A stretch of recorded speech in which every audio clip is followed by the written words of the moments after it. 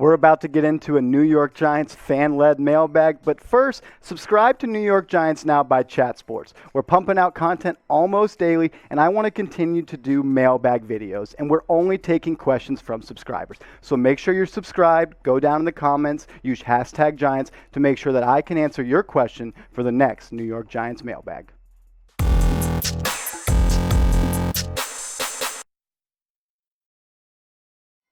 It's mailbag time here on New York Giants Now. I am your host, Marshall Green, and today we're going to answer questions that you guys asked, and I cannot wait for it. First question we got up from Christian Vanderfeen. What are some key position battles to watch heading into camp?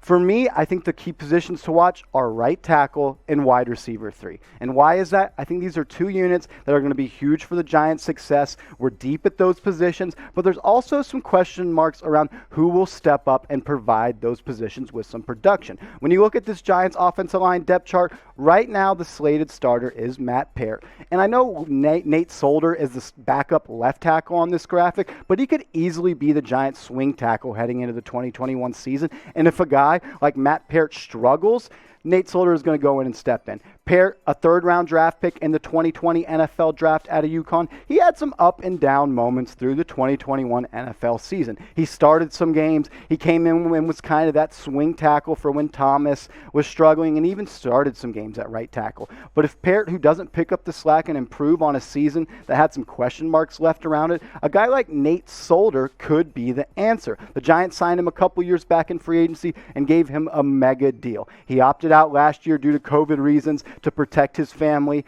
and Nate Solder is going to be expected to be that veteran presence in the offensive line room this year to give a guy like Andrew Thomas and Matt Peart some veteran leadership. And if Thomas struggles again like he did last year, giving up 10 sacks, Nate Solder could come in and be the starting left tackle for the Giants for the 2021 NFL seasons. So in addition to right tackle and kind of that swing tackle, the other position group that I'm really going to be watching and looking at heading into camp is the wide receiver 3 battle. These three guys on screen are absolute speed demons who all are kind of similar players, different builds. Kadarius Toney probably the most kind of the guy that's most versatile, can play in the slot, can come for jet sweep handoffs, can be a screen guy. But Darius Slayton and John Ross are very similar. They're guys that can stretch the field on the outside and really put pressure on the safeties in a cover 2 look to have to stretch and play zone defense all the way to the sideline. When you look at this wide receiver group, wide receiver 1, no doubt about it, Kenny Golladay. Wide receiver 2,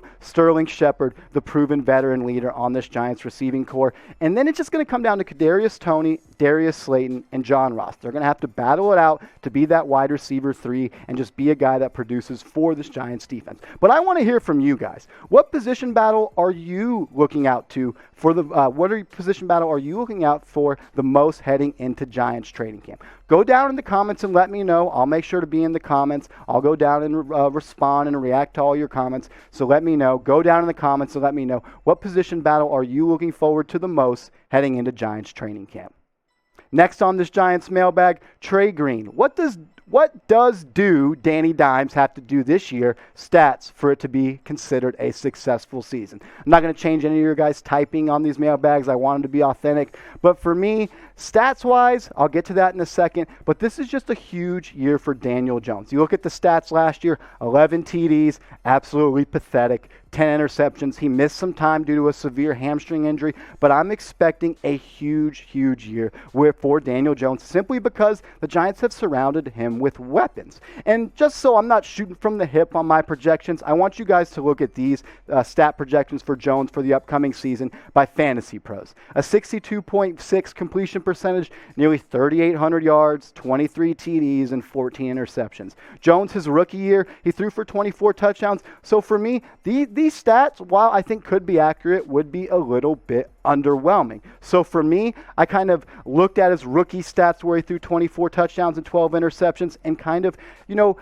averaged him out for a full 17-game season. I think he's going to have an uptick in his completion percentage. Hopefully he can get to that 66 mark. I think he's going to throw for 4,000 yards. You might look at that and say, whoa, you're being a homer, but you got to remember, there's going to be 17 games for this upcoming season, and I think Danny Dimes gets to that 30 touchdown benchmark. I think this is the year where Danny Dimes puts all the questions about whether or not he was worthy of being a first-round draft pick to bed, and I think we're going to be able to call this guy the Giants franchise quarterback for the coming years.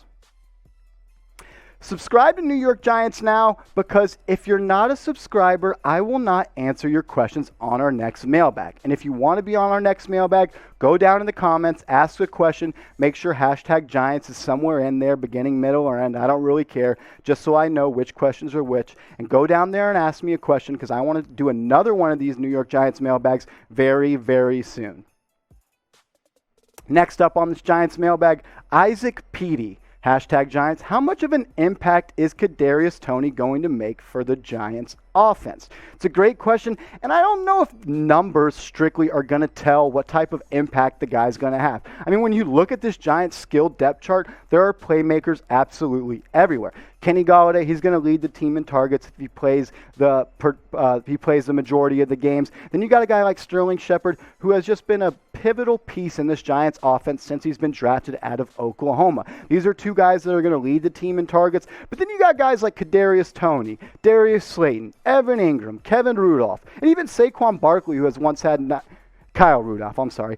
Even Saquon Barkley, who has had a 90 reception season. I think there's a lot of mouths to feed on this Giants offense. And stats-wise, I don't think it's going to tell the full story for Kadarius Toney. But if you look at what he did at Florida, there's no doubt that this dude's an absolute baller. 70 grabs, nearly 1,000 yards, 14 yards a pop, and 10 TDs. This guy is an absolute baller who's going to just provide a real test for Jason Garrett. Jason Garrett hasn't really ever had a receiver or just a playmaker like this. This is a guy that Jason Garrett is going to have to be creative and find a way to use in the Giants offense, whether that's with screen plays, bubble screens, or even the reverse handoff sweeps that they did last year with Sterling Shepard and Evan Ingram. I want to see Kadarius Toney get those touches. I want to see Kadarius Toney be used in space, because that's where he's most productive. Just get this guy the ball and let him work. He's a playmaker, and I think it's going to be all on Jason Garrett to get this guy involved.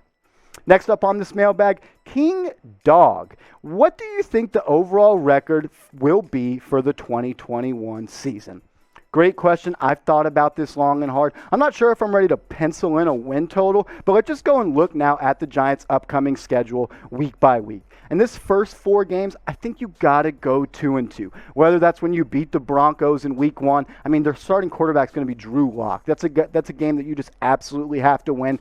Week 2 at Washington, it's going to be tough. Everyone knows that defense is a stout defense, but I think that's a game that the Giants could pull off, and maybe some people would call it an upset win, but anything can happen in the NFC East. Then you take a trip and you play Atlanta. That's a game that I think is very winnable, and the Saints as well. Jameis Winston, the 30 for 30 special. If you can come out of this 4-game stretch to start the season at 2-2, hopefully 3-1, I think you're on the right track, because games start to really, really get tough as we advance through the schedule.